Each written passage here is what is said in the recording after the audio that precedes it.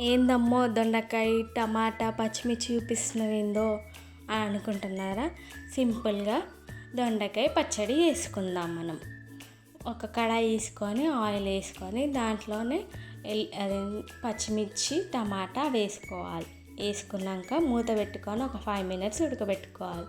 ఉడకబెట్టి కొంచెం ఫ్రై అయ్యే వరకు ఉంచుకోవాలి.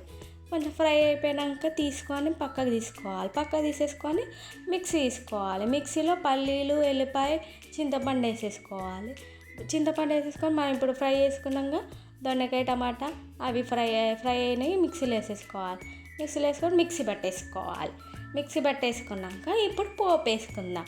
పోపు కడాయి పెట్టుకొని పచ్చిమిర్చి ఎల్లిపాయ జీలకర్ర ఆవాలు పప్పు వేసేసుకొని ఫ్రై చేసుకున్నాక కొంచెం పసుపు వేసేసి అది మనం మిక్సీ పట్టిన పచ్చడి దాంట్లో వేసేసుకొని ఫ్రై చేసుకోవాలి బాగా.